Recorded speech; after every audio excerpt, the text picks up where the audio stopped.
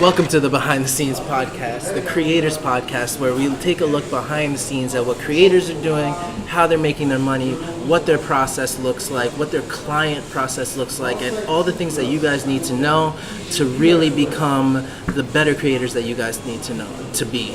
So, before I introduce you to this guy, I just want to say a couple words about him, as I do every other one of my guests, but I don't want to let him talk until I do that introduction. So, before you say anything, my brother, this guy is the Salvador Dali of the internet, I want to say. He's a surrealist photographer, incredible at his photography skills, incredible at his Photoshop skills. I don't know if he uses Photoshop or Lightroom. I don't want to know yet until we go through this process. I want to be able to say that his work, when it comes across my feed, I have to stare at it for a few minutes because I want to be able to dissect everything he's doing. I'm glad he started putting up these IG stories, kind of taking you through the process, because he's not holding anything back. He's not greedy about his skills. He's not greedy about the knowledge and the wisdom that he's acquired. He's super young. He's super motivated. He's taking a journey somewhere else to go and continue his education and further himself. Ladies and gentlemen, ladies and germs, Julian Putnam. Thanks for being here, brother. Thank you. Happy to be here. Yeah, man. So that was a mouthful, but I'm super excited that you're here. Yeah, man, mostly because I love to talk to people who are being creative for the sake of being creative. Yeah, definitely. It's not like money's attached to it. Not like you got into this because you had like a white collar job or anything. Not really. No. Yeah. This is all just like stuff I started because I was interested in it. Yeah. Stuff I'm doing for the passion of it.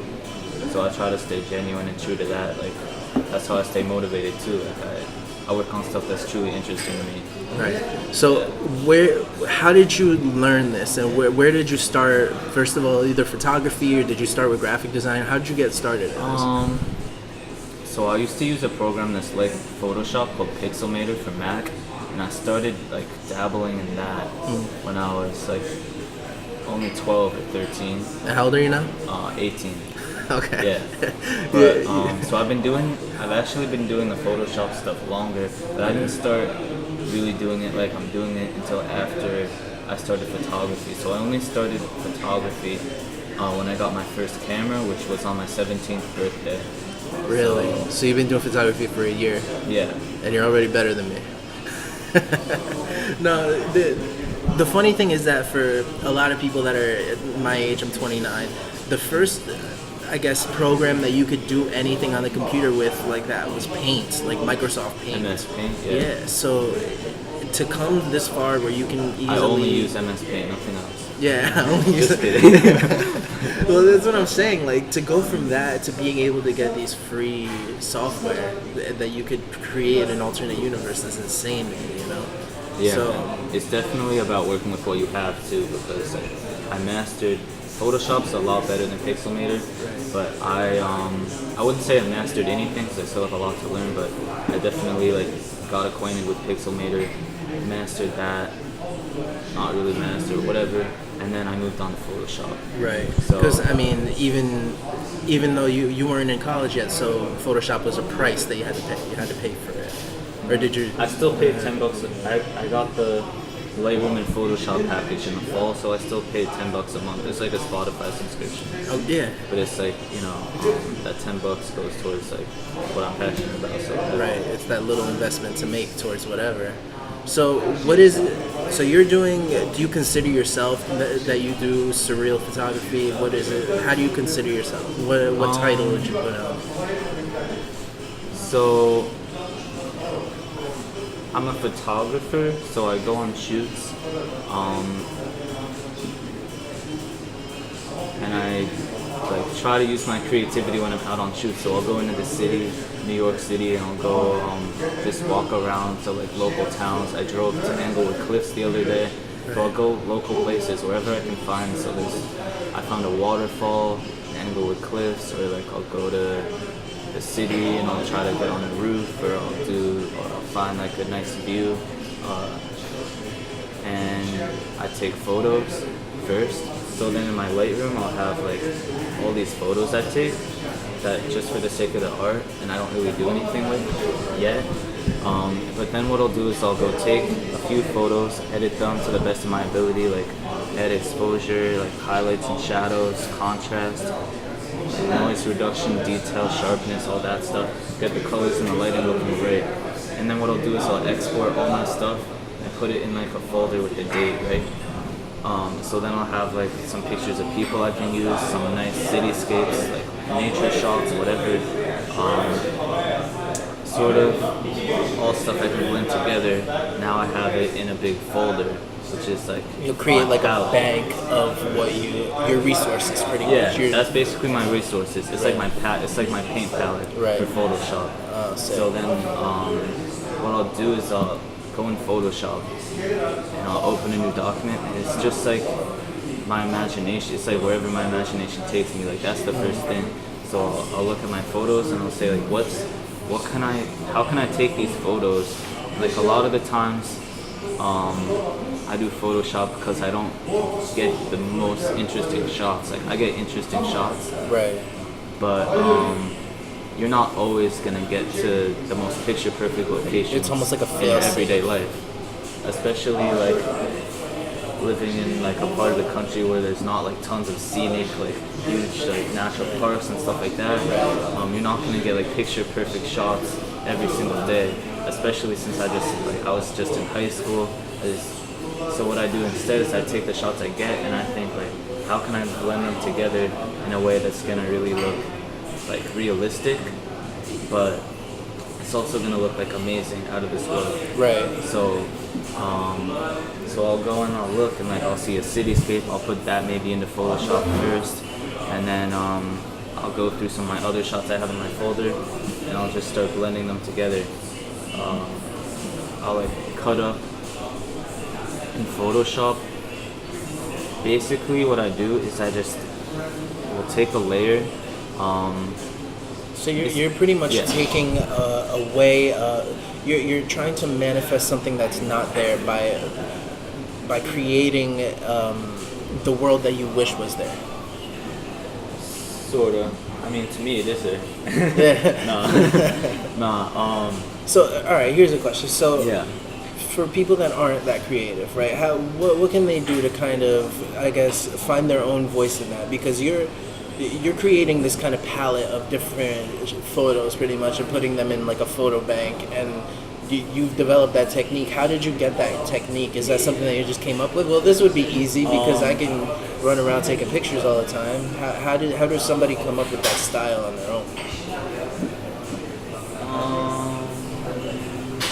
Okay, so when I first started photography, I just did like photos. I would just put them into Lightroom and do edits and stuff like that.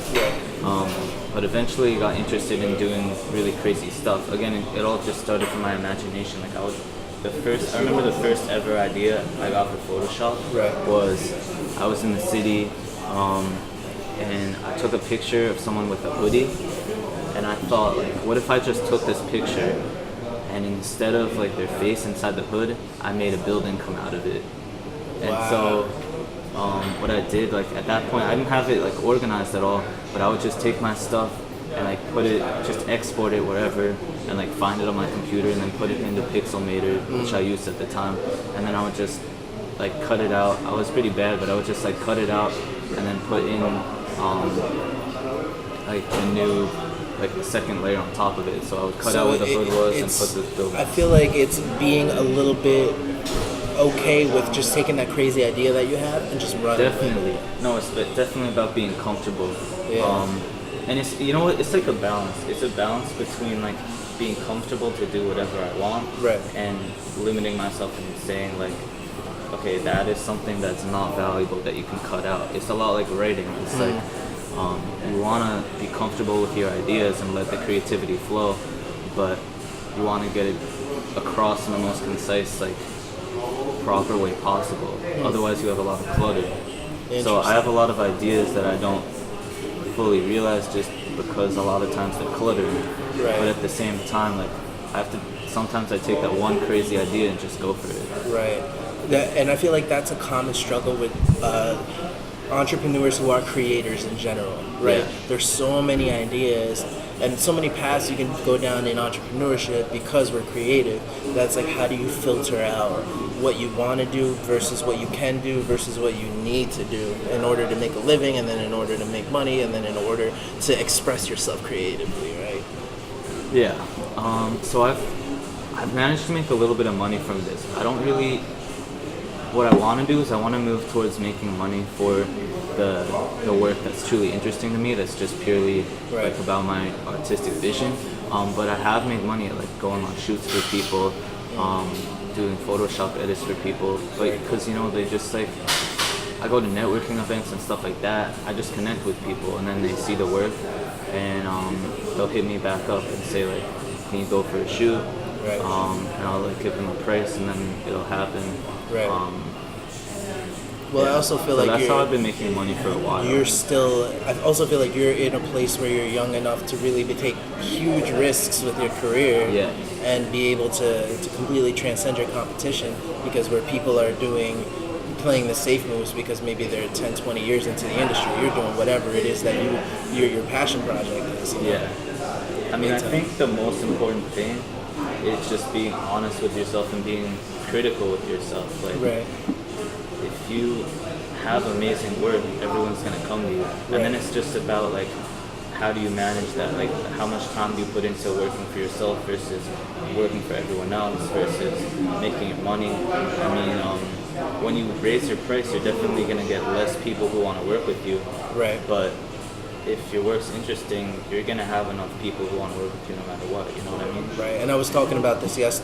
I was filming yesterday with another person on a podcast, and they were talking about the same thing. It might be less people that want to work with you at a higher price, but it'll be more quality leads and more quality clients. Yeah. So the clients might be far fewer and further in between, but even the leads that they provide will be more quality leads. I mean, I'm also not trying to be selfish with it. Like, if you're my homie and you want me to do an edit or something, like, I'll do it for a cheaper price, depending on like where I'm at in my life, like how much free time I have. But if it's like people hitting me up, I'm gonna say like this much money for an edit if you can't afford it. Right.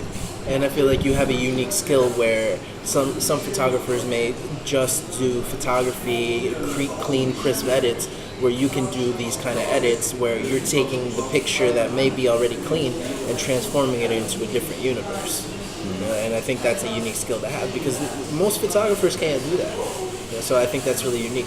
I want to talk a little bit more about clients, and then we'll circle around, because I know you're going to do a mini tutorial, so stay tuned, please. And you're going to run us through exactly how it is you do your exact work, and you're going to take us from beginning to end. So, for sure. So let's say somebody wants to hit you up, and they come to you and say, Julian, I want to do some work with you. What does that process look like? So I try to just be like as straightforward and genuine as possible with them, see what they really want out of it, and see if that's something I can deliver. Before that, even, do they hit you up on DM? Do they hit you up via phone? What website? What is that? I have a DM and an email people can hit me up with. So my email is I'm with Future Moguls, so it would be like Julian@futuremoguls.com, and then my DM is always open for people that want to ask me about work or anything like that. Cool. So you got it. All right. So then they hit you up and they say, all right, I want to do a photo shoot for my personal brand, whatever. Maybe it's something else. Whatever. I mean, let me just pull up like an example. One of the things that I want to be able to do with this podcast is be able to show people what a real client interaction looks like, so they can monitor that and have successful interactions with clients. I try to handle things genuinely and correctly, but not necessarily professionally, because this is really casual for me. At the end of the day, this is what I do in my spare time, and I don't want to make something that's fun for me like a job. So usually, actually, the only interactions that have gone successful for me are casual, where they like hit me up in the DM and want something done. Like when I have to email someone and it's like a formal thing, I can play that role. I can like speak fancy, but it usually doesn't work out the same way. Right, and then it's not fun, right? No. Yeah. So usually people will hit me up in the DM, and I'll just like, if the offer sounds interesting, and I'll just hit them back and say like, sure, how can we get started, whatever. So a lot of times it happens with them finding me first. And I mean, that's the only way you can really get paid, because if you reach out to someone and say, I want to work for you, at least your first work you do for them has to be free. Because you can't like reach out to someone, say you want to work for them, and then expect them to pay you. That's just not how it works. So like, Oh, if somebody reaches out to you, say, I want to work for you? Is that what you said? no. I'm talking like I can't hit someone up and say, do you want to edit? It's $100, right? Okay. Right. If I hit you up first, you're getting it for free, just off the bat. I see. Yeah, it's offering my idea. value, pretty much. Yeah. Right. That's the Gary V offer value first. And No, then- definitely. Yeah, no, I like Gary Vee. I mean, I like what he says about how you have to be yourself and not be him, too. Right. Because I feel like there are a lot of people who try to be Gary Vee, Oh, big time. but at the same time, it's like he's saying stuff that's really important. Right. And he's embodying kind of like a new generation of thought. That's what I think. Right. But at least part of it. But anyway, so someone will hit me up. Like, I remember what happened was there's this guy Obeline who's like a city photographer. He gets on rooftops and stuff like that. I've been following him for a while. We've talked a couple times, whatever. But anyway, I was on his account. He was shooting with this guy, Johnny Sierra. Shout out Johnny Sierra from Dubai. And I followed him just randomly. I didn't really expect it to go anywhere. I just followed him because his page seemed interesting. And then like the next thing I know, I look at my phone and he left like 3 comments on my page saying like, I like your work. So I hit him back, like said thank you, and then he hit me up, I think, and said like, I love to do some work sometime. Right. So then he just sent me like a folder. He was in Dubai, so usually what I'll do is I'll go on a shoot with you first, and then make him edit with the photos from my shoot. That's like, it's like a package I do. But in this case, he was in Dubai, and I can't really afford a plane ticket to Dubai. Yeah. So Yeah. So Right. no private jets here. just me in my house in New Jersey. So he sent me some pics over like Google Drive that another photographer took, and just said like, use these. Cool. So then I had like some photos I took in Times Square, and some clouds. And so I blended that all together in Photoshop, and that's like the first project I did for him. That's sick. And then, yeah. So that's how you work with somebody terminally, from afar. Yeah. Very cool. Yeah, so if someone from like Dubai, wherever. Have you someone far ever thought away- about, and I'm totally derailing this, have you ever thought about doing events, like exhibits? Doing like a my pop-up own show? exhibits, or like submitting my work to an exhibit? No, your own. My own? That's a good idea. I've thought about doing a lot of things, but Because I mean, maybe one day, yeah. You're a photographer, but I feel like you're more of a fine artist.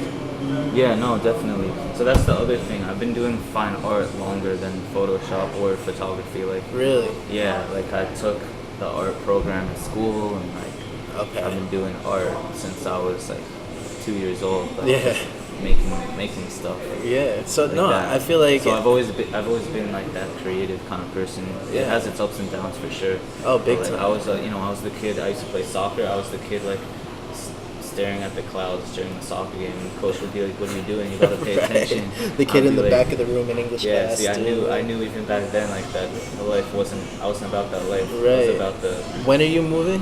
I'm moving August 23rd. I was Going gonna to say Montreal. your going away party should be a pop-up artist. Maybe, yeah. That's what it should It's a little be. egotistical, but Oh please, man! I mean, what are artists if not egotistical, True, insecure true. people? You have to be egotistical a little Yeah. bit. You have to have a little bit of ego. For sure. Unless you don't. I mean, Kanye said like he killed his ego because he used to think it was. What did he say? He said like he Something tweeted out genius, that he that's all killed I his- know. He tweeted out that he killed his ego because he used to think he needed it as an artist, and now he realized he doesn't. Wow. Which like people look at that and say like, what This is is this why guy I love talking Kanye. about? He's so weird, but like the truth is, he might be onto something beyond what we can comprehend. Yeah. Yeah. No, I'm so glad that you like Kanye. Like I like Kanye, or like Kanye likes Kanye. I don't understand what the Make America Great Again hat was about, but I still look at Kanye. You can't look at what Kanye says and not feel like, I don't know. He always has the gem in there. There's always a gem in every rant. there's a lot of fluff, but then there's always a gem in there. There's just a always lot of gem. stuff he says that shows that he has an open mind, and I think you have to have an open mind to adapt and do stuff that's truly meaningful, It's true. right? It's true. Like, And you can't look at his body of work and not think that he hasn't made a shift in this generation. You know, there's just purely as an artist. But absolutely, man. I really think that you doing an art exhibit would crush because it would give people a chance to see your I art. definitely want to. Yeah, even if it's when you leave, when you move, and that's something that you start working towards, because it would give people a tactile sensation of what you're about, and you'd be able to control the atmosphere. Yeah, eventually I definitely want to make prints, stuff Right. like that. Right. The only physical venture I've done so far is with Future Moguls. We actually took this collaboration I did with DJ Lil Bruh. Shout out DJ Lil Bruh. Shout out Richie, if DJ you're watching Lil Bruh. this. But Oh, that's with Robbie Max too. yeah, right? yeah. But we did a. That's my homie, Robbie I made Max. an edit with him, with like a photo I took of him. It's like, here, I'll bring it up on my phone real quick. Right here, it's like upside down. The background's actually Montreal, and I don't know if it's focusing, but yeah. You can find that on my Instagram. It's basically him standing at this like turn right only thing. Oh, and sick, then I the saw city, that. there's like lightning, and the city above is like Montreal Very upside cool. down. When I visited there, so Future Moguls took that and put it on a hoodie and sold it. So I get like a cut of the price, a cut of the sales of that. And just it's fun to have a hoodie with my work on it, just to like rep like Future Moguls, Right. rep like myself a little bit. It's just fun. So, what is Future Moguls? Future Moguls. So Future Moguls is a group. It's like a group. It's a creative collective. So it has all sorts of like different purposes. But I guess I think their main purpose is just to create like quality creative work and make a living doing it. So the founder, I'm not sure if he's the founder or the co-founder, but Miles William is like the founder and he's a producer. So we do like music, and then they have Danny Noble, who has like a shoe store, and then Robbie Max, who's an artist and like a manager for DJ Lil Bruh, Right. and then we have like Titus, another artist. It's just a bunch of creative people, and it was only started like a year or two ago. So that's what I heard. So the fact that it's already came a long way in that short amount of time. Honestly, I don't know that much about exactly how it's managed or like the business side of it, but I know that like everyone in that group is super, like we're like a family. Everyone's like super close and encouraging of each other. That's and sick. it's just about making like the most interesting creative results. That's so that we cool, can. man. Yeah, I love Robbie. I'm a supporter of his music. I put his music in like all of the vlogs that I do. You know, I make sure that anytime that I need a hip hop artist, I rep him and like I support him. I just like it when an artist is true to who he is. You know, so it's really cool. Cool. You want to start with the tutorial and get it popping? Yeah, which tutorial are you thinking? I like the apocalyptic looking one. So we're back with Julian Putnam, and we are getting ready to kind of dissect some of his work and check out one of his pieces layer by layer and have him show you what it actually looks like when he's working on his stuff. So let's check it out, and I'm going to put up his actual computer screen right now and have him do a voiceover. Alright, first layer of the tutorial is this building. This is a building I captured from my friend's window in the city in her apartment. So we have this long exposure. It's already edited in Lightroom before I put it into Photoshop, so it's nice and crisp. It's denoised, sharpened. It has the colors and everything right, so nice and glowy, kind of how I wanted. So the vision I had for this edit was I was gonna take this shoot I did with my friend Robbie where he was on a cliff, and I was gonna put the cliff in front of the building, have some rocks floating around, and kind of make it look like he was the Avatar, Last Airbender, with some crazy city lights in the background. So this is my background layer right here. Now, the first thing I did, I don't remember what the first thing I did was, but let's just say I put in some clouds. So I have this cloud picture. Without the mask, it looks like this. There we go. Without the mask, this cloud picture looks like this. It was on its side, so I rotated it vertical, and then masked away some of the clouds to reveal this building. Then I have one on the other side.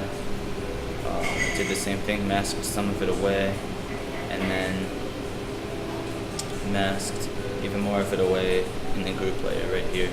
So now you have these clouds, and this building is sort of coming through from behind them. It looks pretty dramatic and not very well blended yet. Still sort of looks rough, but you got that majestic feel starting to happen. And then I curved it and really darkened all of this because I wanted it to be dark. Okay, now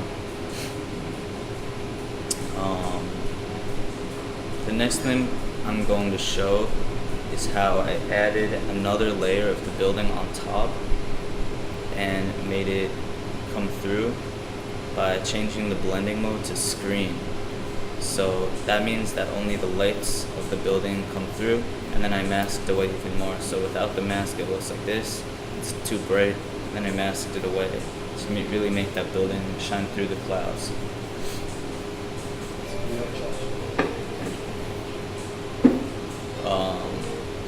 And then some levels.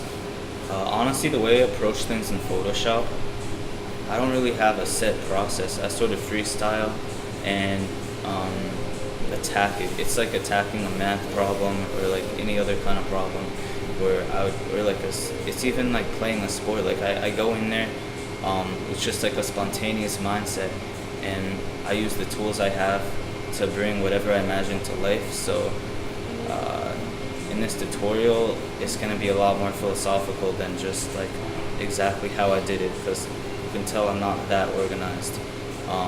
But I don't feel like I have to be, because the way I do it is learning my tools in Photoshop and then just attacking it the best way I see fit. So let's add some more clouds in there. I just felt like this needed some more clouds, so we dropped in some more clouds and masked them away like that, and then some more curves to match the darkness. I added some blue light for more blending, because without this blue light, the clouds are like grayscale and then the building's this blue, and it didn't really jive with me. So I added some blue there, and some orange over these to accentuate these orange windows here. Okay, so the next thing I'm going to talk about is how I added my friend and the foreground. So here's my friend Robbie. He's chilling, and right now he is not blended or cut out. So the first thing I did was take my pen tool here and select carefully around him, which I'm not going to do right now because it would take literally like 5 hours. So I'm just going to re-enable the mask, and now he's all cut out. And then I have a bunch of layers, adjustment layers I added here, just again to help blend it. So with each layer, it's like me like working on this image and trying to get this layer closer to what it would look like if this was real life and my friend was really standing here in front of this scene. So we add some hue and saturation, make him a little less saturated, a little darker, some curves. And now we add this layer is just an overlay with some brightness behind the shoulders, so that it doesn't look like the light's coming from the front. It looks like the light's coming from behind him, relating up the side of his face and his shoulders, and then darkening the front even more, making that real dramatic. So now you can see there's a light coming from behind him, a strong light from that building, and he is standing here in the dark. Now we're gonna enable this mask, and that's gonna help us out later because there's gonna be a lot of fog there. So next thing I'm gonna show you is the cliff. So this picture is where I got the cliff from. It's actually just a similar picture from around the same time in the shoot, and I just zoomed it up. But these rocks are gonna turn into a cliff. So I mask it away like that, cut around the rocks, and now you have my friend standing on this cliff here. And now for some more adjustment layers, we're just gonna add them in like that. That looks pretty sick. Again, you just saw we made them blue instead of purple, so it matches the background. Curved it up, increased the contrast using levels, and then that's our cliff. Then we have rocks. So these are little pieces of rocks. I just took the lasso tool, moved it around like that, and then click and dragged.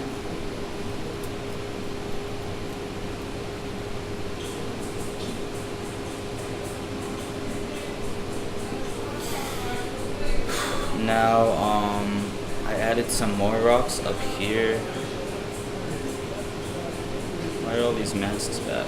Alright, so now I added some more rocks back here, more specifically I guess. We have this rock, and on each rock there's a smart filter with a motion blur. So you go up here to filter, blur it, and then motion blur, and you can drag whatever direction you want, make it look like they're moving. Again, it's just like attention to small details like that you only really get if you're like focusing on this and letting this occupy like your mind for a long amount of time, which is like what I do when I make these edits. So, you know, you just want to think about what would look the most realistic if you were actually standing there in real life, and how you can duplicate that feeling and that look in Photoshop. So we have some mist, and so I was talking about before why we masked off some of his legs. It's just to increase the effect of this mist right here, which is covering up some of these lights, making them nice and blurry. And then the mist also just helps blend the foreground with the background, so it doesn't look too out of place. What do we have after that? Now we have some darks. So I took the foreground and some of the sides and added some darks. It's sort of like a vignette effect to increase focus in the middle of the frame. And now on top of that, some more fog in the front just to make it more realistic. I have a fog brush, so I just brushed in some white fog, which I thought would look cool. And that is the entire edit in Photoshop. So now we went from just this background layer to someone standing here, apparently bending the whole world with his mind. The clouds are going straight up, the rocks are spinning around, there's mist, bright lights, everything's like sort of the atmosphere I was envisioning. So when I was happy with this, after tweaking it a while, kind of getting some of these buildings in right here, the right amount, I export it as a JPEG and open it back up in Lightroom. So here's what it looks like in Lightroom. And then you can see I mess with the exposure, bring shadows up and whites up, bring blacks down, mess with clarity and saturation, tone curve, highlights and shadows, sharpening and noise reduction, and a lot of brushes. And what you get is the final edit. It looks like this. It's nice and lit up. Lightroom, the extra process of editing in Lightroom also helps like blend the whole thing together and looks like it's part of the same picture, since everything's receiving the same effect. And then once everything's like as polished as I can imagine, I export it and upload it on Instagram with like a fake deep caption so you all can like it, and then that's my process. All I took away from that was the fake deep caption. That's my specialty. Oh my gosh, that was amazing, man. Thank you so much, dude. Yeah, no problem. I hope that was helpful, or at least like provided some insight into what I do.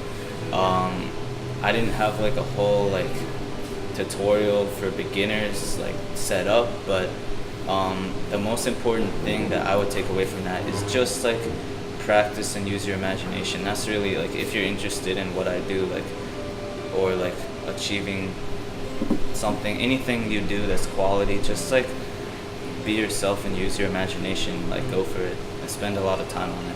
Hell yeah, dude. Yeah. I love it, man. Well, thank you so much, man, for taking the time to really go into the nitty gritty of what you do. Where can we find you? Probably alone in my house working on Photoshop edits. You can find me Instagram, Julian.Putnam is my name.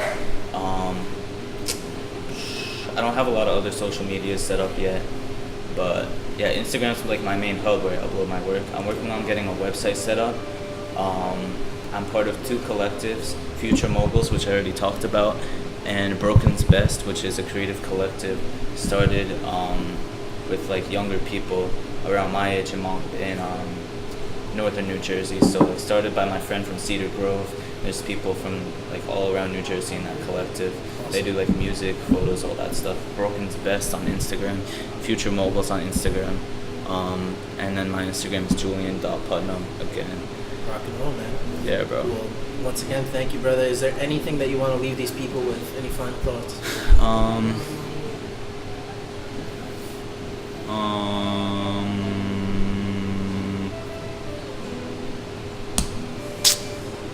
Don't take life too seriously. Love it. And eat lots of Eggo's waffles. Don't take life too seriously and eat lots of Eggo waffles. Keep your hands off. True facts. Let go of my Eggo. Sprite facts. That's one for Richie right there. Love it. Thanks so much, man. All right, man. All right. Hope you guys enjoyed today's Behind the Scenes Creator Podcast. Yeah. My name is Angel. Peace out. Yeah.